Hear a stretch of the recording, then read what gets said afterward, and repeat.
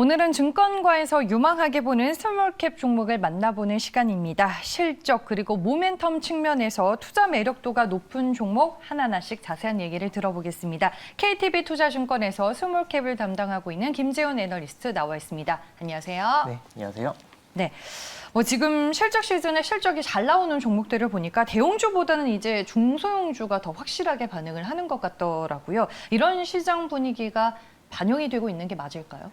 네, 지금 점차적으로 반영이 되고 있다고 보시면 될 것 같아요. 근데 중소형주 종목들 같은 경우에는 실적이 좀 빨리 나오면은 지금 나오고는 있는데 보통 8월 달 둘째 주 정도에 나오기 때문에 지금 실적이 좀 괜찮은 종목들을 좀 선택할 수 있는 좀 적기가 아닌가 판단이 되고요. 대형주 같은 경우에는 지금 실적이 나오고 있습니다. 지금 매일매일 나오고 있는데 중소형주는 보통 한 1, 2주 정도 늦게 나오기 때문에 오히려 지금이 기회다라고 저는 말씀드리는 바이고요. 근데 다만 여기서 좀 주의해야 될 점이 좀 장 분위기가 막 썩 나이스한 부분은 아니기 때문에 좀 주가가 좀 많이 올랐다거나 이런 종목들은 조금 피하면서 리스크 관리를 해야 되는 시기다라고 저는 판단을 하고요. 근데 다만 2분기 실적이 좋은 종목들은 이번 장에서는 좀 아웃퍼폼 할 수 있는 기회가 되지 않을까 이렇게 보입니다. 네, 알겠습니다. 최근 시장의 동향들 저희가 먼저 얘기를 들어봤고요. 이제 종목으로 들어가서 좀 하나하나씩 자세하게 분석을 해보도록 하겠습니다. 먼저 청남 러닝입니다. 이번 주 월요일이죠. 중국의 사교육 규제로 국내 증시에서 이제 청남 러닝이 같이 빠졌습니다. 영향이 큰가요? 네. 일단 주가는 반영이 됐어요. 네. 네, 그 이후로 주가가 좀 꽤 많이 빠졌고 고점 대비해서 한 10에서 15% 정도 빠진 상황입니다. 뭐 더 빠지고 있지는 않긴 한데 이거를 규제를 좀 살펴보게 되면은 사실 청담러닝 입장에서는 반사이익으로 다가올 수가 있어요. 제가 오늘 아침에 좀 자료를 내고 왔는데 어떤 반사이익이 있냐라고 하면은 이 규제 자체가 일단 사교육 쪽, 특히 교과 과목에 대해서만 들어가는 규제입니다. 그래서 큰 틀로 봤을 때 국영수, 그러니까 중국어와 영어 수학이겠죠. 이런 중국어, 영어 수학에 대한 교과목에 대한 사교육 규제 하나와 두 번째가 외국 교육 업체의 이제 중국 진출을 막는 이 두 가지라고 보시면 되는데 청담러닝 같은 경우에는 교과목 수업이 아닙니다. 그래서 영어 학원인데 왜 영어 수업이 아니냐라고 반문하실 수 있을 거예요. 그것 때문에 주가도 빠졌고요. 하지만 이게 살펴보시게 되면은 청담러닝이 공급하고 있는 영어 프로그램은 이 회화 쪽입니다. 그러니까 문화 쪽으로 들어가요. 문화 교육 쪽으로 들어가기 때문에 영어 교과목이랑은 다르고요. 오히려 이게 반사수혜가 올 수가 있는 게 영어 교과목은 금지되지만 영어 회화는 허용이 된단 말이에요. 그러면 영어 교과목 수업에서 영어 회화로 이런 교육 수요가 오히려 이동할 수가 있게 되는 거고요. 그렇다라고 보면은 청담러닝과 지금 신남량이 중국에서 영의정이 이제 시작하려고 하는 이런 영어 회화 수업이 오히려 수요가 좀 크게 빨리 오를 수 있다라고 저는 판단이 됩니다. 그리고 두 번째로 외국인의 중국 교육업체 특히 사교육 쪽에 투자를 막는 법안이 지금 들어가는데 청담러닝은 반대예요. 신남량이 청담에다가 투자를 한 거기 때문에 청담이 중국에다 투자를 한 게 아닙니다. 그래서 이쪽은 전혀 피해가 없고 오히려 이러한 영어 회화 같은 경우에 다른 영미권 업체들이 들어올 수가 있는 시장을 아예 막아버렸기 때문에 좀 진입 장벽을 높여버리는 효과가 있다라고 보시면 될 것 같아요. 그래서 청담러닝은 전혀 이런 규제에 대해서 피해가 없고 오히려 반사이익을 받는 와중에 주가는 빠졌으니 저는 좀 강력한 매수 시그널이라고 저는 보이고요. 그리고 제가 앞서 시장에 대해서 말씀드릴 때 2분기 실적 모멘텀을 좀 주목하자라고 말씀드렸잖아요. 네. 청담러닝이 사실 이번 2분기 실적이 굉장히 좀 크게 저는 기대를 하고 있습니다.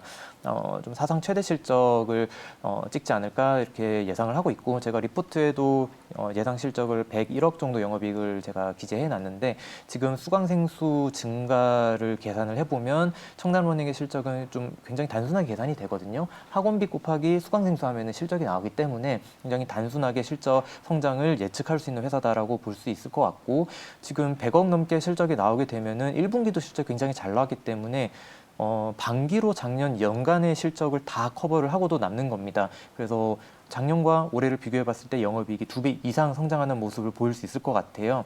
그리고 이게 또 어떤 걸로 연관이 되냐고 하면은 청담러닝이 배당을 굉장히 많이 주는 회사입니다. 근데 이 회사가 굉장히 재밌는 게 이익이 2배 뛰면은 배당을 2배를 줘요.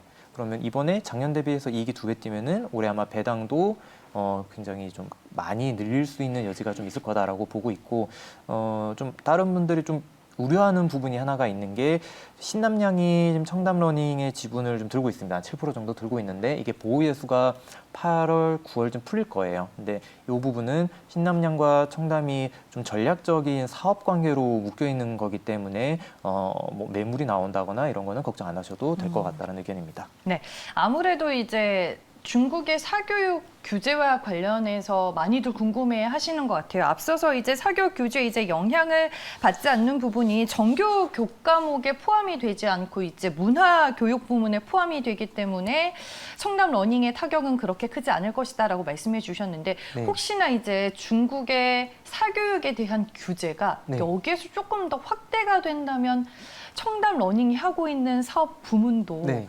영향을 받을 수 있는 바운더리에 들어갈 가능성은 저희가 배제할 수 없지 않나라는 생각이 살짝 들어서. 네, 이게 뭐 네. 사실 정책 특히 중국 쪽 정책이라는 게 네. 뭐 갑자기 나오고 갑자기 없어지고 하다 보니까 네. 그런 거를 장담할 수는 없지만 이번에 나온 정책 자체가 제한되는 부분, 규제가 들어가는 부분과 규제가 안 들어가는 부분을 딱 나눠서 발표를 해줬어요. 그래서 국영수 및 등의 이제 교과 과목에 규제를 하고 그리고 문화 교육 관련 그리고 체육 관련에는 규제를 안 한다라고 말을 했기 때문에 안 하는 부분에 이런 외국어 회화가 들어가 있습니다. 그래서 그 부분은 저는 뭐 크게 당분간은 더 확대되지는 않지 않을까 이런 의견이고요. 실제로 청담러닝이 국내에서 영위하는 영어 사업도 이게 정규 교과목이 아닙니다. 영어 회화 학원이잖아요. 그러다 보니까 국내에서도 이런 사교육 뭐 이야기 나왔을 때 사실 청담 어학원이 뭐 그런 데 들어가고 하지는 않았었어요. 그런 것들도 좀 참고해 보시면 좋을 것 같습니다. 네, 알겠습니다. 청담 러닝 저희가 첫 번째 종목으로 얘기를 좀 들어봤습니다.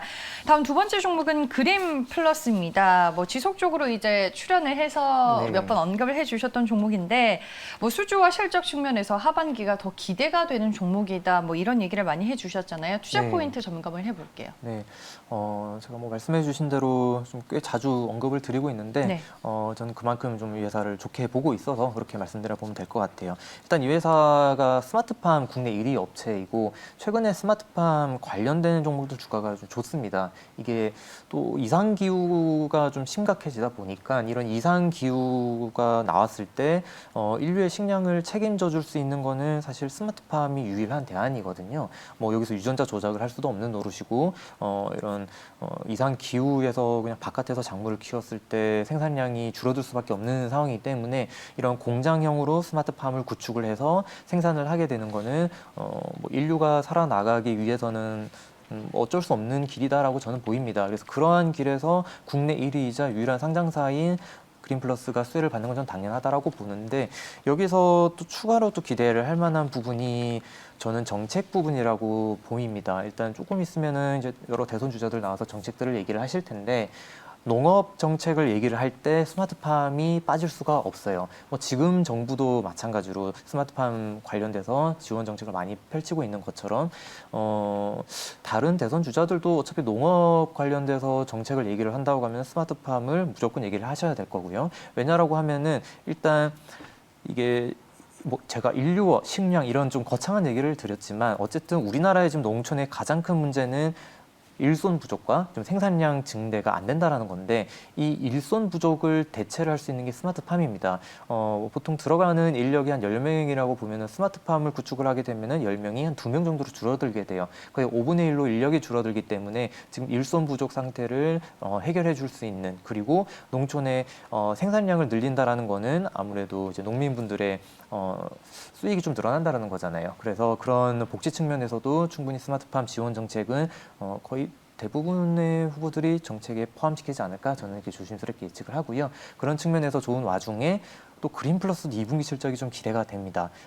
왜냐라고 하면은 상반기 때 이미 1분기 실적이 굉장히 좋았는데 이 부분이 2분기까지 이어집니다. 상반기 때 그 정부에서 진행했던 스마트팜 밸리 쪽 투자가 진행이 됐었고 이 부분이 매출이 1분기부터 2분기까지 잡히기 때문에 2분기 실적은 뭐 당연히 좋을 거고요. 그래서 이런 것들을 감안하면은 2분기 실적까지 기대가 되고 지금 이상 기후에 관련돼서 수혜를 받을 수 있고 정책적인 수혜도 받을 수 있는 종목으로 그린플러스 좀 보시면 좋을 것 같아요. 네, 알겠습니다. 스마트팜과 더불어 2분기 실적에 대한 모멘텀이 이제 확실한 종목이다라고 그린플러스에 대해서 또 추가적으로 설명을 해주셨습니다. 한 종목 더 들어보겠습니다. 최근에 탐방 리포트를 이제 센코라는 종목에 대해서 쓰셨더라고요. 안전 그리고 환경 규제에 따른 이제 수혜주다라고 표현을 하셨던데 어떤 기업일까요? 이 회사는 그 가스 센서를 만드는 네. 회사입니다. 이제 뭐 개인용 센서는 아니고 이제 공장 같은 데 설치를 해서 어떤 가스가 누출이 되는지를 체크를 해서 안전적으로 예방을 하는 그런 기기, 센서와 기기 둘 다 만드는 업체인데 이 회사가 만들고 있는 이 전기화학식 센서 같은 경우에 글로벌리 이런 센서 기술을 가지고 있는 회사가 5개의 회사가 있어요. 생산자를 보면은 굉장히 좀 많은데 그게 다 OEM으로 들어가기 때문에 실질적으로 센서 기술을 가지고 있는 회사가 5개밖에 없고 그 중에 이 회사가 국내에서는 또 유일한 회사입니다. 그래서 이런 기술력을 바탕으로 이런 안전 환경 같은 경우에는 규제가 커지면 커졌지 다시 줄이기가 힘든 부분이거든요. 예를 들면 안전 규제를 작년에보다 올해 또 새로 생긴 게 이제 가스 보일러에 또 CO 경보기가 또 추가로 들어간다든지 이런 규제 같은 경우, 안전 규제 같은 경우에는 강화되면 강화되었지 줄일 수가 없기 때문에 이 회사의 시장은 줄어들진 않고 앞으로 확대만 되는 시장이다라고 봐도 무방할 것 같습니다.